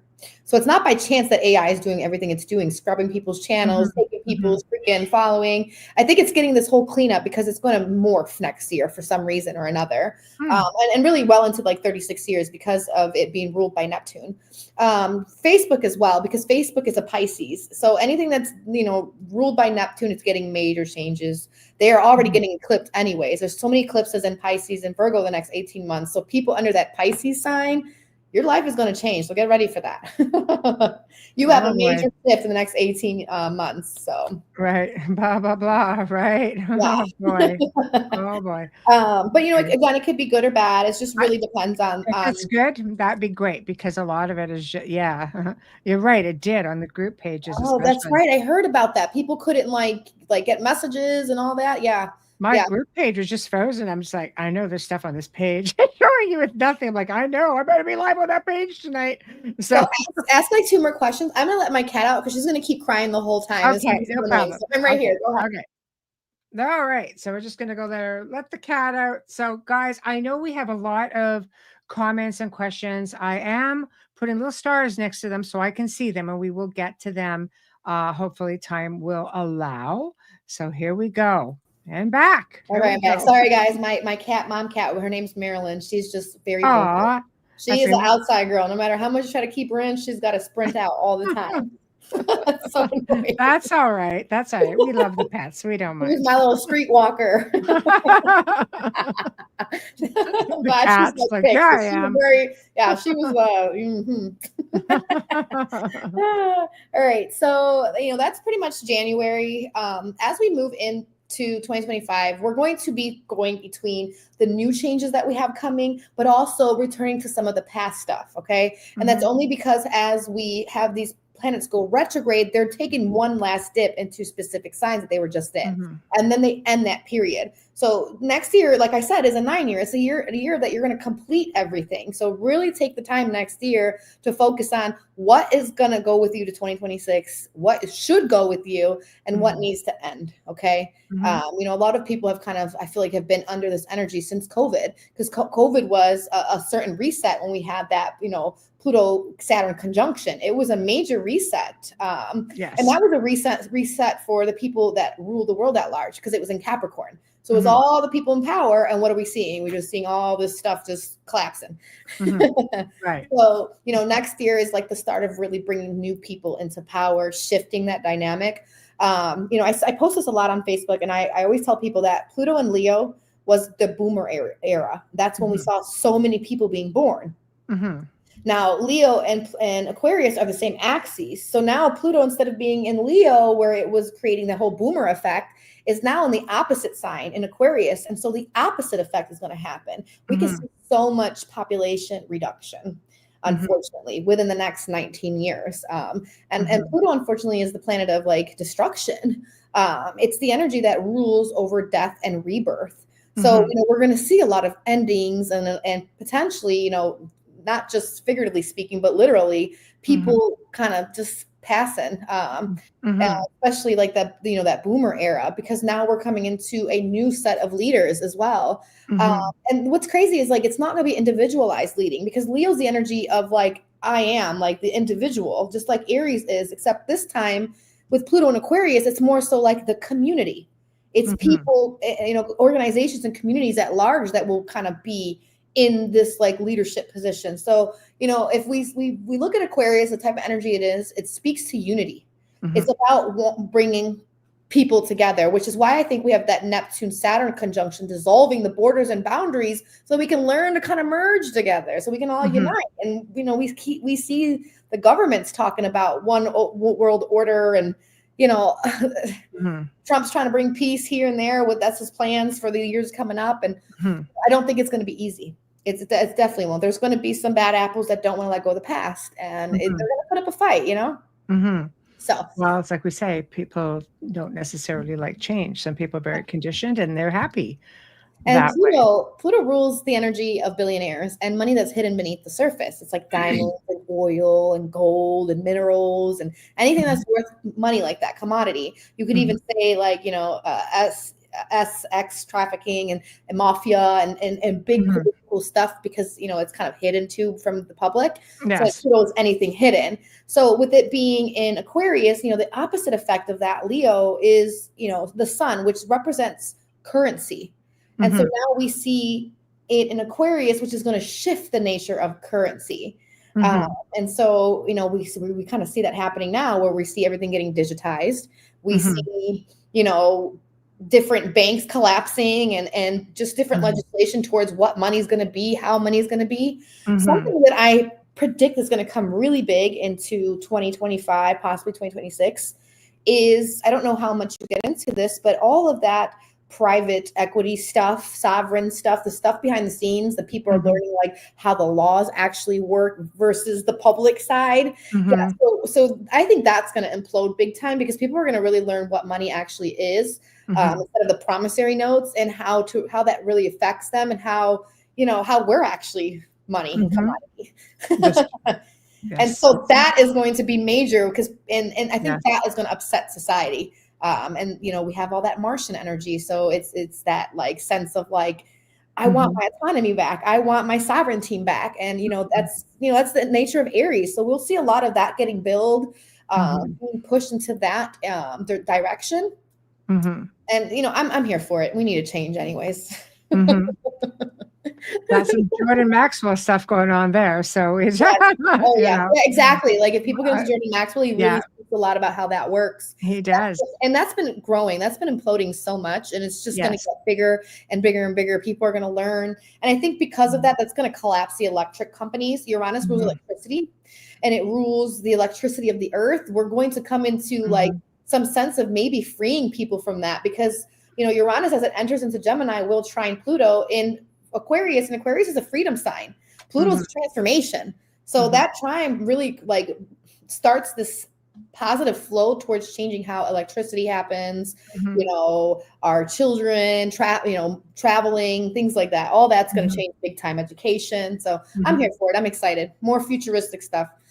Yes. Well, yeah, fingers crossed. So. Yeah. I, you know, a lot of that too is like, whose hands is it in? What is their intentions? Yes. And so we just have to really hope for the best. I feel there's enough darkness. Like, it's not like we're going to be out of it in like a day or two. You know what I mean? And because there's so much done in the dark that's so bad over so many years, there is still a lot of purging. There's a lot of karma that has to get caught up. So we're not out of the woods yet, but we are trying to move towards a utopia. And I think eventually society will get to something like that if we don't blow ourselves up first. Yes, yes. So quick comment from Miranda. Makes perfect sense. Everyone goes through their own experience based on the vibration they're currently in. We all have unique perspectives. What works for one person will not work necessarily for another person. So yeah, not so much weird.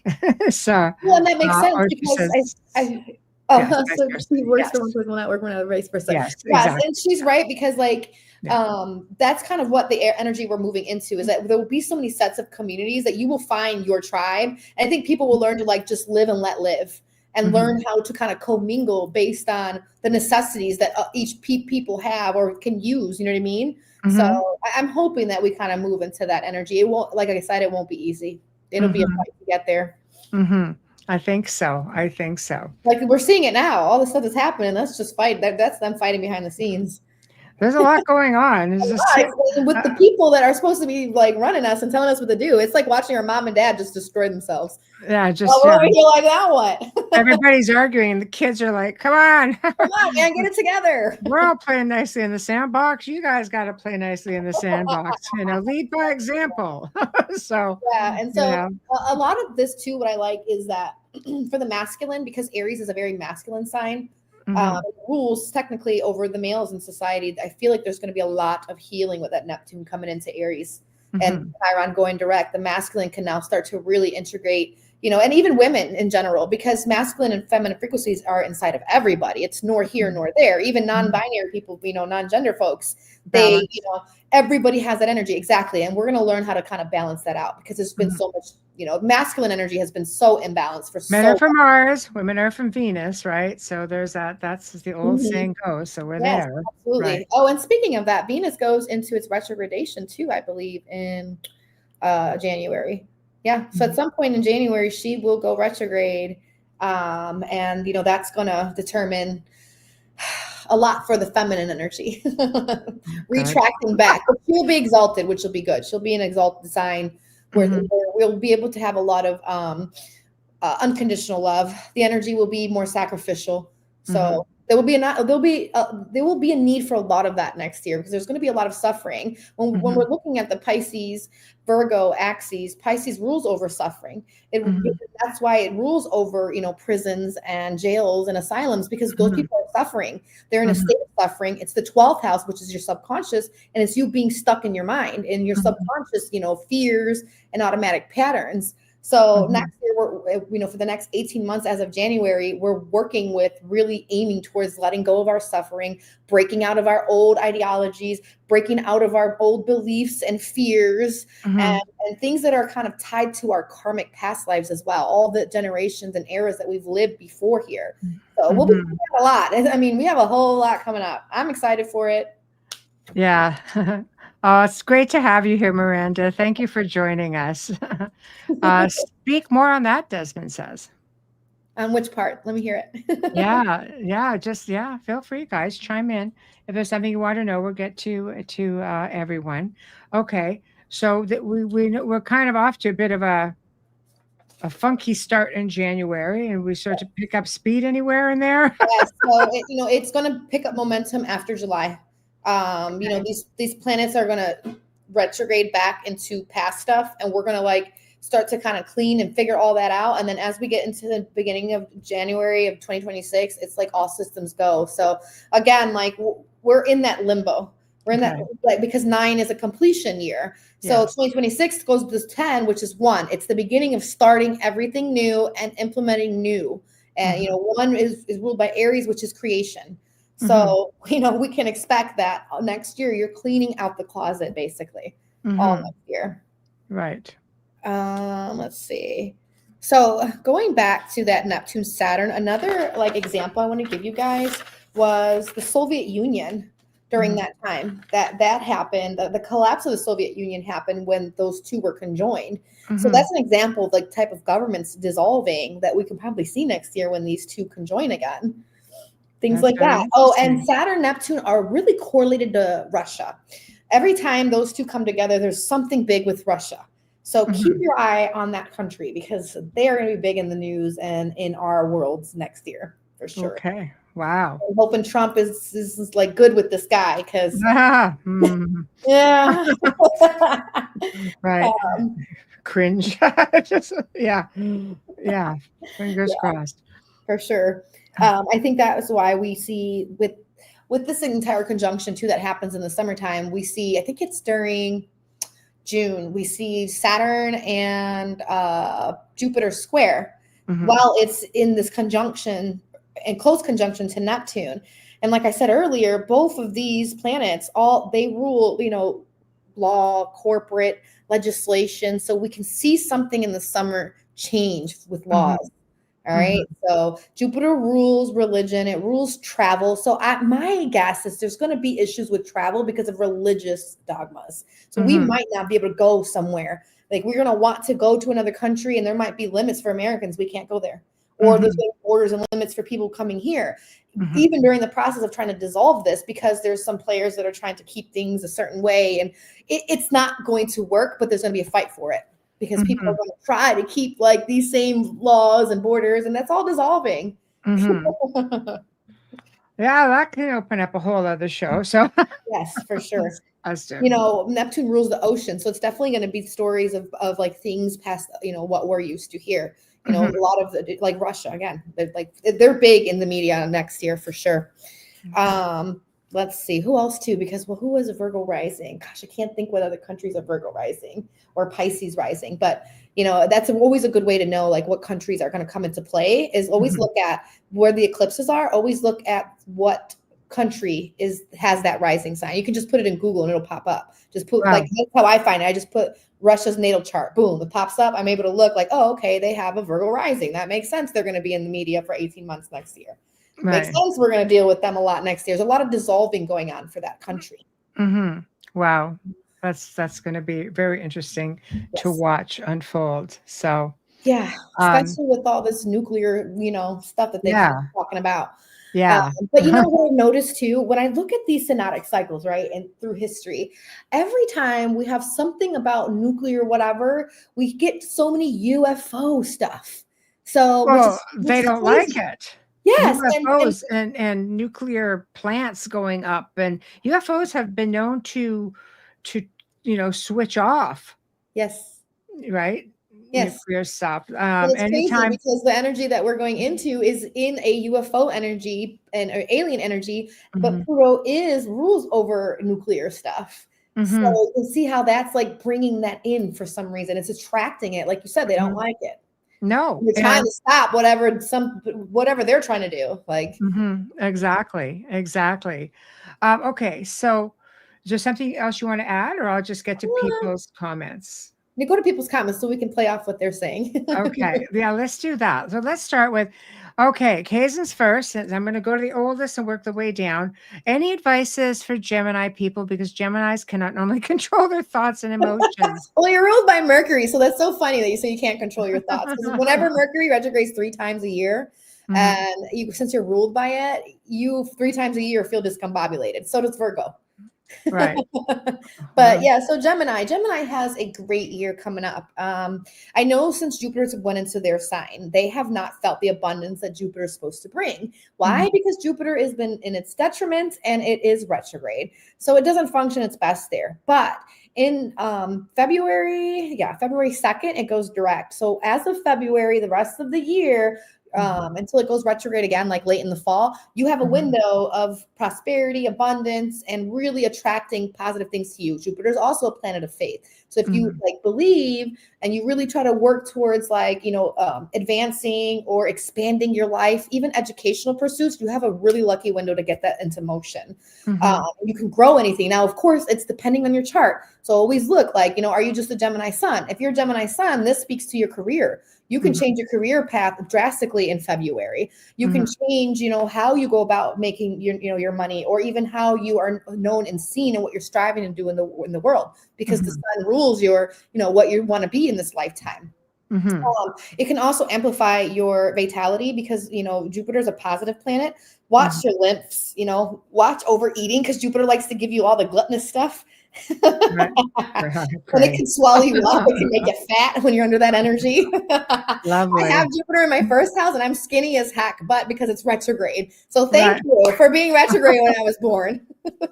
Yeah, I have different thoughts on retrograde altogether, but Ray says, I'm Aquarius. I bring the water for everybody, always working. So what about that? Aquarius? Wisdom is what they bring. So they hold the cup because they're actually air. Aquarius is air. They're the intellectual. They're the mind, but they're the cup bearer. So they hold the cup of wisdom. And in the mythology, that guy that I was telling you about, the young guy with a G, the 14-year-old, he had a lot of wisdom and he had a lot of talents and gifts, and he would pour the water to the, the Olympians, which is technically the elitists. They were being favored. What do we see in society right now? The elitists used to be favored. Okay. That was the Aquarius energy. They were favored. They were the star because Aquarius is the star, but now they're falling from grace. That's Pluto. So now that energy is going to be poured onto the masses. It's going to be us that now are individual stars. Look at YouTube, look at Rumble, look at TikTok. Like it's that whole culture's dying because we are the stars now. That's shifting. So yeah, Aquarius energy is very interesting.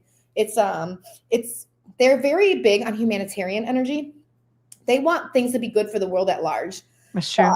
But don't get them one-to-one. They're much better in the group and when they have their space, because they are like the person looking outside of the box. If they're in a room full of people, they can be there. They know how to socialize. They're an air sign, but they will be outside, like right here, outside of that little pack. Right. Because they don't want to be seen like everyone else. They feel very alienated, which that's that word, aliens. That's why we're going to see aliens too. So yeah, Aquarius people have a lot of wisdom. They're very intelligent people. There we go, Aquarius, as I see two of them come up now. What about Leo? Leo is solar. So Leo, for the next 19 years, you have Pluto opposing you. So this is going to be a major, major transformation for Leo people. Because Leo rules the heart, right? So they wear their heart on their sleeves. They like to do things from their space of the heart. But because of this, they can feel like they get used or trampled on or, played like we all do, right? And so they're going to learn how to detach a little bit more for the next 19 years, how to really, be okay with not having to shine and be the center of everything. I'm a Leo moon, guys, so I'm not talking crap, I promise. But we're very vibrant people and we're seen, and Leo people always have big hair. If you know any Leo people, they love their hair. They're big with their hair. I should have been a Leo. Oh, God. You might have Leo in your chart. I don't remember what it was. Yeah, because I'm ridiculous with my hair. So you're probably a Leo. Actually, I think you were a Leo moon. I got to go back and check. It's a curiosity now. It would make so much sense. Sure would. But yeah, so Leo's working on major transformations. They're going to learn how to have more detachment. This Pluto energy, let's see what else they got going on. They have Scorpio, squares them, Taurus. So Leo has also been feeling a lot of chaos with the last 14 years with Uranus and Taurus. They're now going to also feel that energy liberate. They won't have that sense of stumbling or every time they were on a path they had a disruption or they had to change course or this or that. Leo's had it hard. Let's be real. But they this is changing for them. The only thing is that the transformation for them can be very deep. So my advice to Leo people is to really try to go within, try to really be as real as you can with yourself as a person, because if not, Pluto's going to kick your ass. It's going to make you look at things clearly, because Pluto likes to look past the surface of things. It gets really eagle eye scope on stuff. So, you're working with changing matters of the heart for the next 19 years. 19 years. 19 years. Yeah. Wow. Okay. And depending on where it's at, their partnerships and their relationships are going to shift. So during, a lot of times when Pluto comes into the 7th house for them, so if we put Leo on the rising, right? Let's say you're a Leo rising. This pertains to the sun too, secondary. And then the moon is more so internal or home.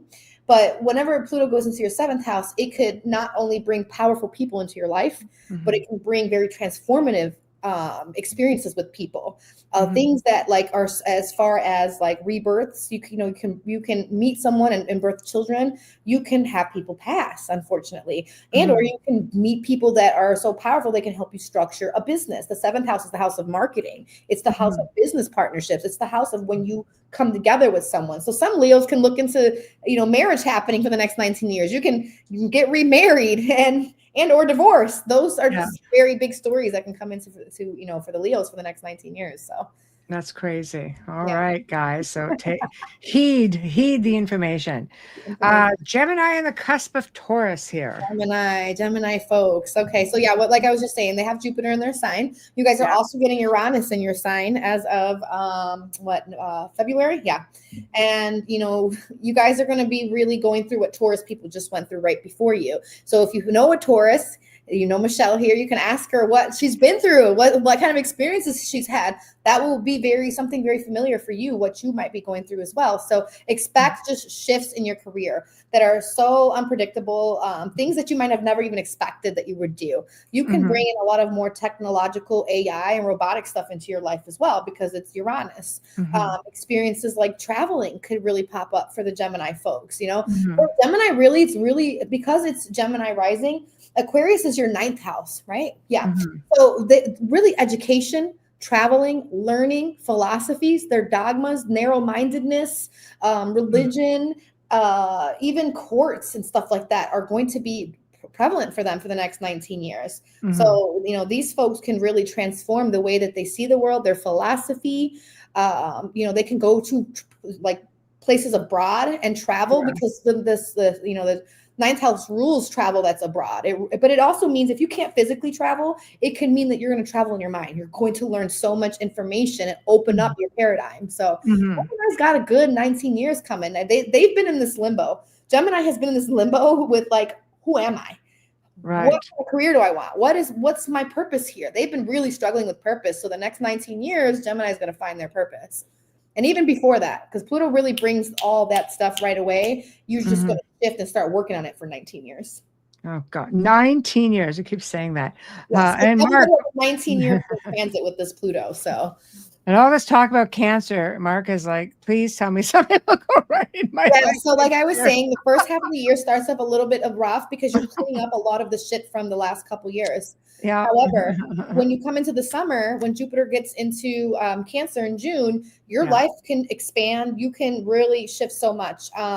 Like your partnerships can get better. Your jobs can get better. I mean, Jupiter just brings you abundance in everything. And even your personality, like the way you perceive the world, the lens that you see through, and the way people observe you and see you is going to change drastically. You will be more favored for a whole year. So use this time after June to really like get your stuff together. You got 6 months from there before it goes retrograde to actually get things going and expand it, grow it. But my advice for like Cancer people until next year, probably, let's see, if that's Jupiter in their first, let's see, where does Sagittarius sit? Hold on, give me a second. Their 6th house. Okay, so work, career, health can shift for them. If they are people that work in the health industry, this is going to change for you.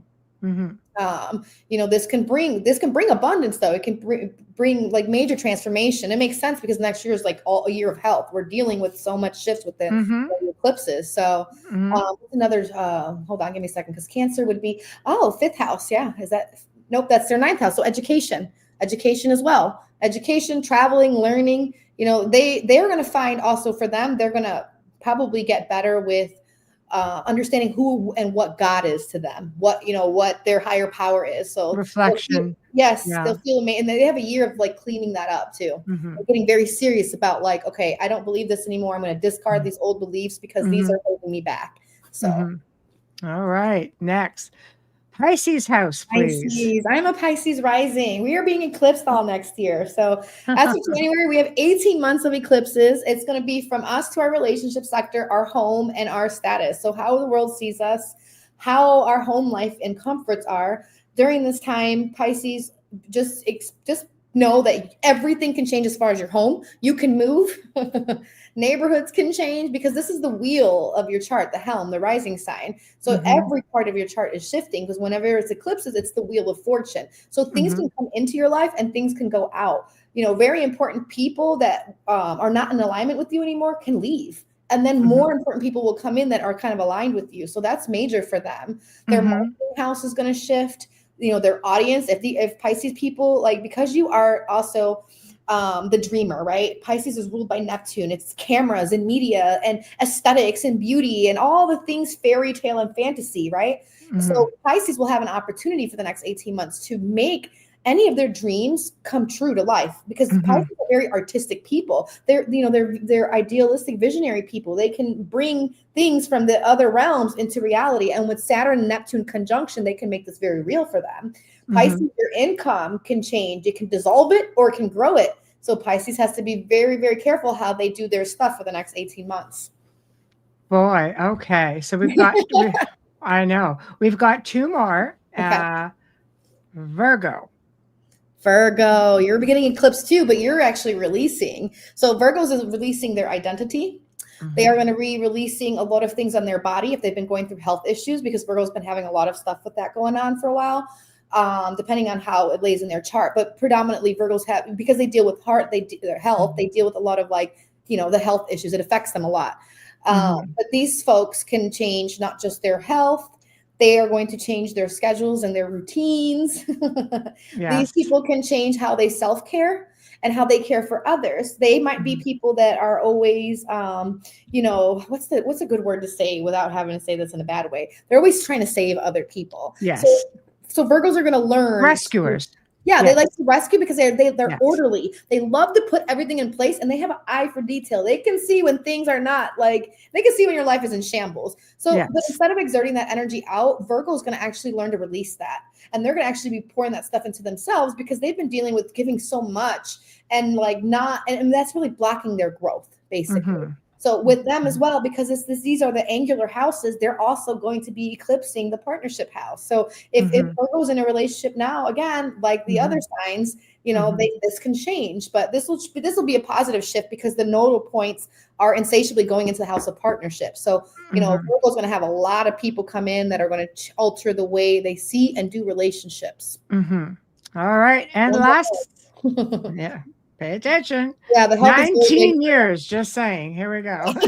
But you know what? And let me see real quick because I want to see if Virgo is a 5, aren't they? Yeah. So both Virgo and Geminis are 5. Okay. So 5 isn't really too bad with with the 9 year. It's not like it's going to be an issue. So it's not like Cancer where they have it a little bit tougher. So yeah. All right. Thank God. See, there we go. Poor Cancers. All right. Lastly, Libra. Libra people. Okay. So let's see. You have the eclipses for you are going to be in your subconscious house. So you're getting eclipsed in your 12th and your 6th house. And this axis point deals with not just work, career, duties, intangible karmic debts, but also spiritual karmic debts. Libra deals with, they might be people that love to work, right? Because their 6th house it's in Pisces. So, they've had Saturn there since March of 2023, and they probably have felt so heavy and hard in their schedules and in their work house forever since March. And so now this is actually just coming to stabilize and really help them get centered on what they want to do in their day-to-day and find like a career that can be more real for them that they can actually build on. So Libras, they're going to be dealing with that because that's their Pisces house, their 6th. But in the Virgo, they're going to be releasing a lot of fears, a lot of automatic patterns and reactions and phobias that they were kind of blindsided to. They kind of get a highlight here now, like, oh, because I do this is why I self-sabotage. I didn't know this. So, Virgos or Libras can be looking at like clearing those things out.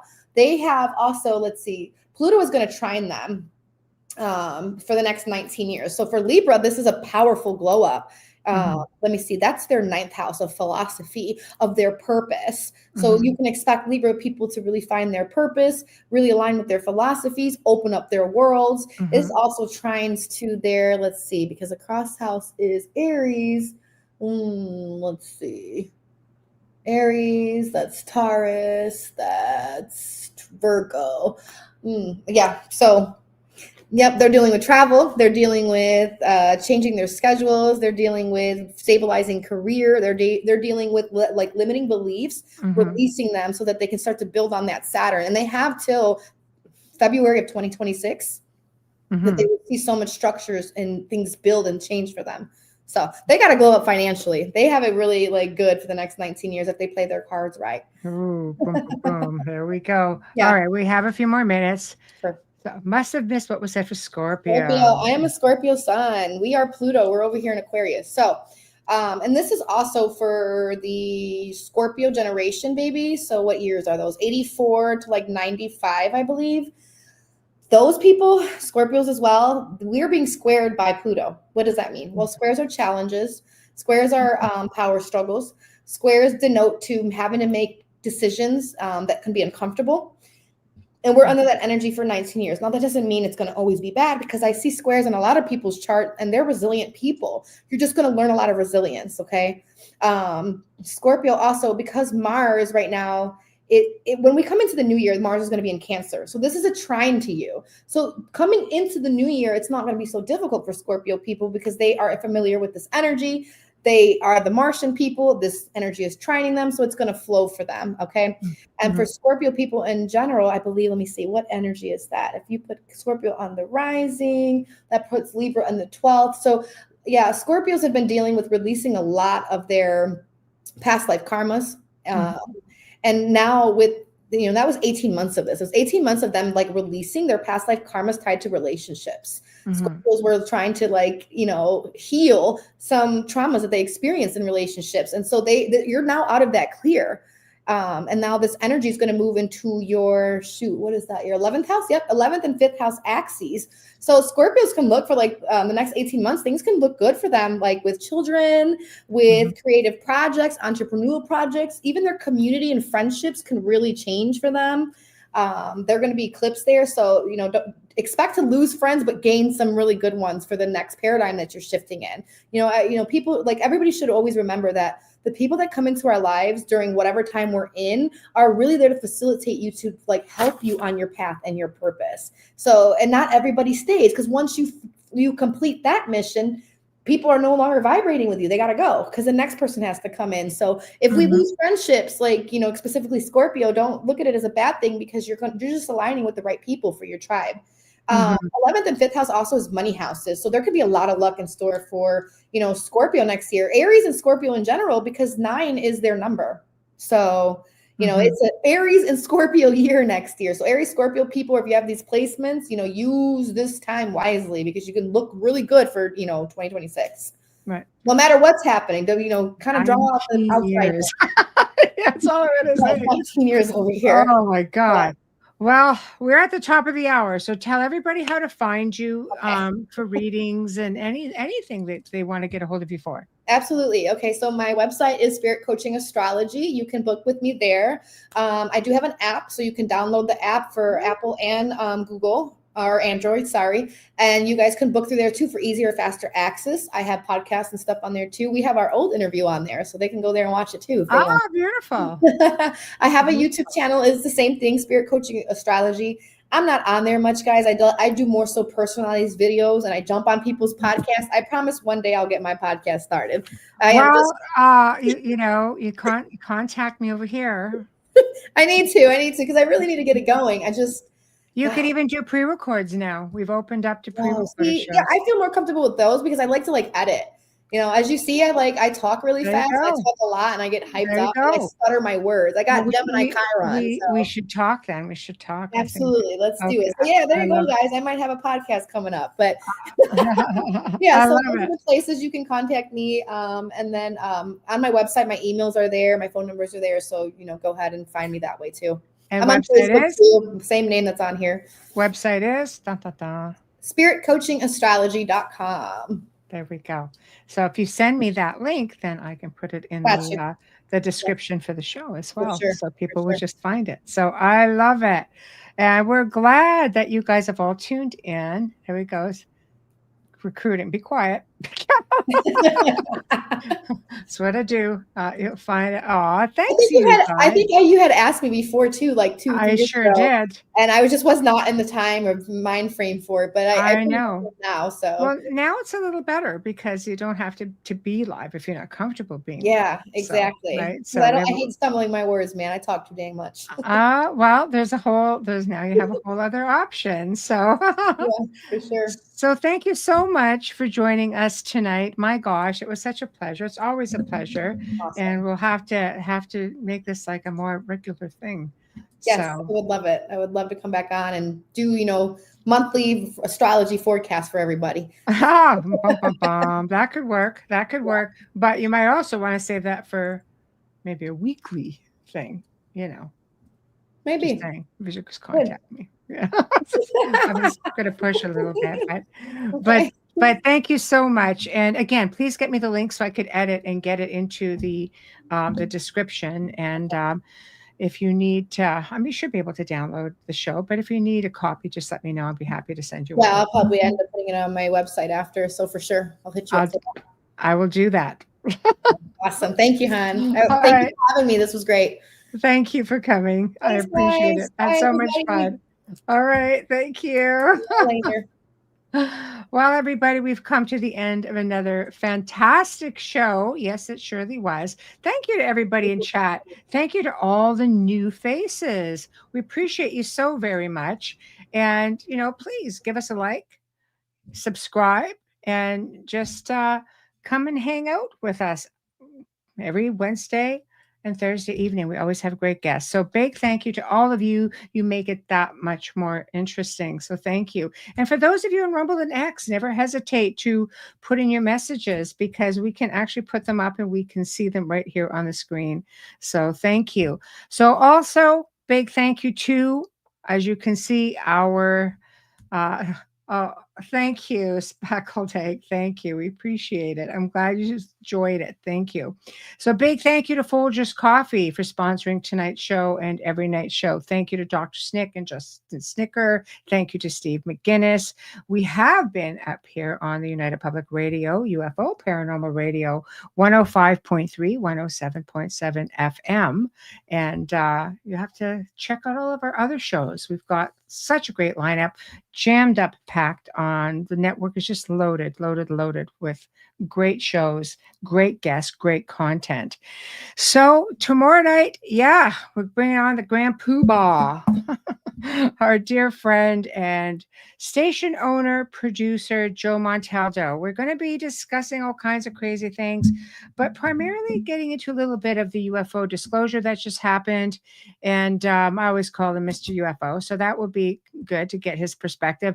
And what the heck is going on with all these drones that are showing up literally all over the world? And are they ours? Are they ETs? Are we dealing with crafts? What are we dealing with exactly? So we're going to discuss a lot of that as well. So if you haven't liked us up and you haven't subscribed, please consider doing so, because we do a lot of pre-recorded shows as well. And I can tell you, I'm pretty sure I've got one going on next week. And those who subscribe, I tend to put those pre-records up live before they go into private mode. So that's where you get to interact with the guest before it goes into a recorded mode later that night. So just saying, I will advertise it, but like us up. Anyway, guys, thank you so much, and we shall see you tomorrow night. Good night.